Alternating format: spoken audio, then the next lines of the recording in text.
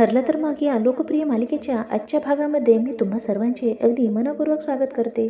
आजचा भाग हा फक्त एक साधा एपिसोड नसून तो अनेक भावनिक घडामोडी, नात्यामधील ताण, लपलेली रहस्य आणि भागाची सुरुवात होते सायली आणि अर्जुन यांच्या शांत पण मनात अनेक प्रश्न येऊन चाललेल्या संवादाने. सायली झोपण्याची तयारी करत असते. बेड आवरताना ती अर्जुनशी मन मोकळ्या गप्पा मारत असते. रोजच्या आयुष्यात सायली अर्जुनला सांगते की गोष्टीमध्ये सुमन काकू खूप खोल विषयावर काकांवर लक्ष ठेवण्याबद्दल चर्चा केली होती. हे ऐकून सुमन काकू अस्वस्थ झाल्या होत्या, कारण कोणत्याही स्त्रीला हे आवडणार नाही की तिच्या नवऱ्यावर भावनिक लक्ष ठेवते की आज सुमन, पण तरी सुद्धा सुमन काकूंनी त्याला पूर्णपणे नाराज काकांसाठी मदत करण्याची तयारी दाखवली. त्यांच्या वागणुकीमुळे सुमन काकूंना अपमान सहन करावा लागत आहे. सायलीचं सगळं बोलणं अर्जुन शांतपणे ऐकत असतो, पण त्याच्या मनात वेगळंच वादळ सुरू असतं.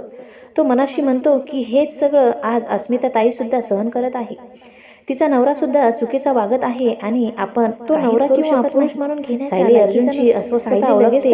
ती विचारते की तू एवढा घाबरल्यासारखा नाही का बोलत आहेस? बायकोला फसवणं अर्जुन अस्मिता ताईचं वाक्य सांगतो, पण दुर्दैवाने नवरा आपल्या बायकोला फसवत नाही असं ती ठामपणे सांगते. अर्जुन मान डोलावतो, पण मनात एक मोठं ओझं असतं. तो मनाशीच म्हणतो की सायली मला माफ कर. हा क्षण सचिनबद्दल मी तुला काही सांगितलं नाही. मी सत्य लपवलं, तो योग्य आणि अयोग्य यामध्ये अडकले, हेच मला कळत नाही. याच दरम्यान गेट टुगेदरचा विषय निघतो. सायली अस्मिताला गेट टुगेदर बद्दल सांगते. अस्मिताचा आनंद गगनात मावत नाही. ती सुचवते की सुमन काकूंनी बोलावूया, म्हणजे सगळेच एकत्र येतील. अस्मिता मन मोकळेपणाने सांगते की घरात एकटी असताना तिला खूप कंटाळा येतो. सगळे आपापल्या कामात बिझी असतात आणि गेट टुगेदरमुळे तिला पुन्हा कुटुंबात आनंद मिळणार आहे. सायली शेवयाची खीर घेऊन येते, अश्विनकडे जाते. हा छोटासा प्रसंग खूप महत्त्वाचा ठरतो. नात्यामधील दुरावा हळूहळू कमी होत असल्याचं इथे दिसतं. सायली अश्विनला गेट टुगेदर बद्दल सांगते आणि खास आग्रह करते. आई बाबा आणि पूर्वाजी यांच्या भावना सांगते. शेवटी अश्विन तयार होतो आणि हा क्षण सायलीसाठी खूप आनंदाचा ठरतो. यानंतर सायली, अर्जुन आणि अश्विन बंद खोलीत गंभीर चर्चा करतात. प्रतिमा आत्याची dead body, DNA report, Mahipat शिकरेचा प्लॅन आणि खोटे पुरावे यावर सविस्तर चर्चा होते. सायली स्पष्ट सांगते की महिपत शिकरे मुद्दाम खोटी डेड बॉडी मॅनेज केली होती, जेणेकरून सत्य कधी समोर येऊ नये. सायली पुढे सांगते की जर प्रिया सगळ्यात अडकली तर तिच्या जीवाला मोठा धोका आहे. महिपत शिकरे किती धोकादायक आहे हे स्पष्ट करते. तो रिपोर्ट बदलू शकतो, हत्या घडवून आणू शकतो, मग तो प्रियालाही वाचवेल ह्याची खात्री नाही. हे ऐकून अश्विन हादरतो आणि अखेर ठरवतो की या सगळ्यांपासून प्रियाला दूर ठेवणंच योग्य आहे. दरवाजाबाहेर उभी असलेली प्रिया काहीतरी गंभीर सुरू असल्याचं ओळखते, पण तिला काहीच ऐकू येत नाही. तिच्या मनात संशयाचं बीज रोवलेलं असतं. हे सगळे माझ्याबद्दलच बोलत नाहीत ना, असा प्रश्न तिच्या मनात सतत खोळत असतो. प्रियाची भीती आणि अस्वस्थता पुढील भागात मोठा ट्विस्ट देणार असल्याचं स्पष्ट दिसतं. खोलीत अर्जुन अश्विनला DNA टेस्ट रिपोर्टबद्दल हॉस्पिटलचे पेपर्स आणि जुन्या नोंदी दाखवत असतो. ज्या हॉस्पिटलमधून डेड बॉडी देण्यात आली तिथल्याच कोणीतरी महिपत शिकरेला मदत केली असावी, असं अर्जुन ठामपणे सांगतो. सायलीचा आत्मविश्वास दिसतो, पण तिच्या डोळ्यात भीतीही असते. हा शोध जितका खोल जातोय तितका तो अधिक धोकादायक बनतोय हे तिघांनाही जाणवतं.